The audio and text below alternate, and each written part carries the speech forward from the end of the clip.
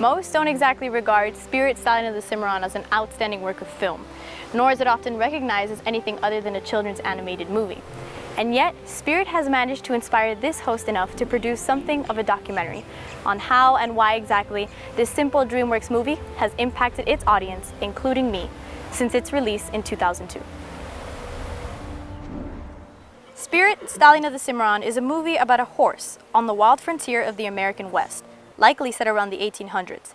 The movie emphasizes the theme of wild and free in Spirit's personality, as he is the stallion leader of his herd. All is well for the daring stallion until curiosity and an unfortunate twist of fate land him in the hands of the American army.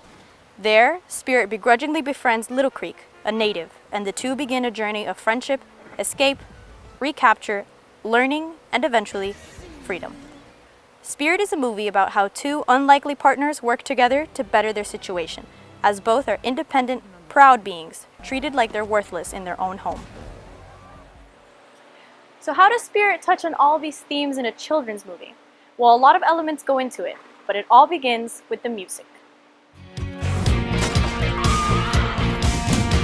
The music for Spirit, Stallion of the Cimarron is performed by world-renowned recording artist Brian Adams, with an original score by Hans Zimmer, Academy Award-winning composer. Jeffrey phones up and says, how to make a movie about a horse in the Wild West. Oh, and by the way, the horse won't speak. And oh, by the way, the music has to be its voice. And I had a really great plan on this one. After all, it's the American West, so I hired every great guitar slinger in town. I was supposed to tell the story from the horse's point of view, and as soon as you heard somebody go plonk, you knew there was a human being somewhere in the shot. That idea didn't work, so I threw that away, and then I went, okay, let's go totally abstract. Let's go electronic. I did that for about a year, and that was really boring. Finally, I realized, just try to write good melodies. There are guitars now in it. There's still lots of electronics in it, and there's an orchestra. So it's got everything and more. Brian brought this raw energy to Spirit, the rock and roll, the energy that he has when he sings, the rawness, the emotion that he brings to it. Brian brought that to the table in spades. Brian. These songs are telling his story, and my role really is storyteller, sort of to try to bring the emotion through my voice and bring him alive. Following sound, the actual animation of the movie is vital because, again, it reveals what words can't. The personification of horses and other animals in the movie Spirit, like Rain and the eagle, allow for the characters to communicate. Their facial expressions and body language reveal their thoughts and feelings to the audience. The filmmaker's journey to bring Spirit to life began over 4 years ago with a decision to make a different kind of animated film, an unprecedented blending of hand-drawn animation with 3D computer animation, creating the most technically complex animated movie made to date.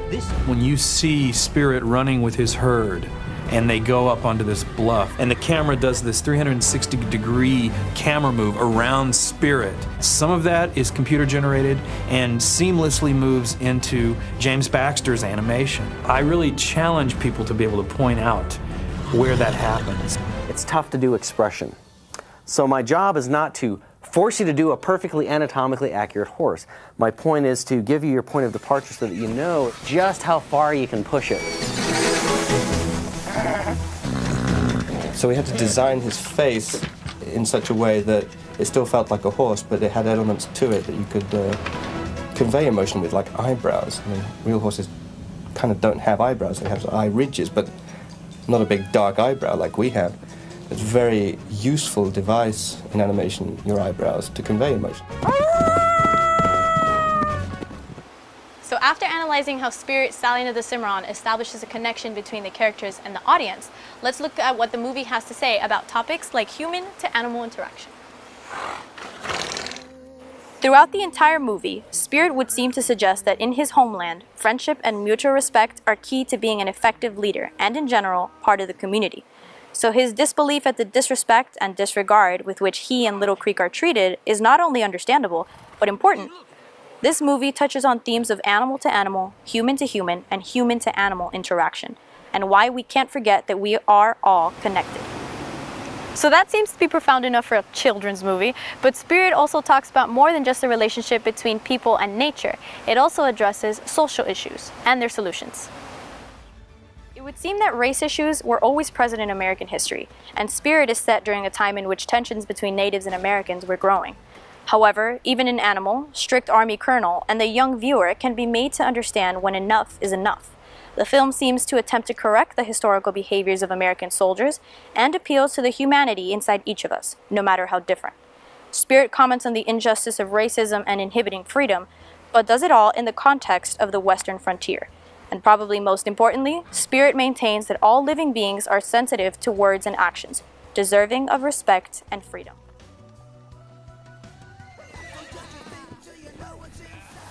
So that is Spirit, winner of the Annie Award for Outstanding Character Design, the Genesis Award for Feature Film, and Oscar nominee for Best Animated Feature, among others. But the greatest value I see in Spirit is its lesson. It's more than a movie about the Wild West. It's an analysis of culture and a declaration of the power and endurance of the not necessarily human spirit.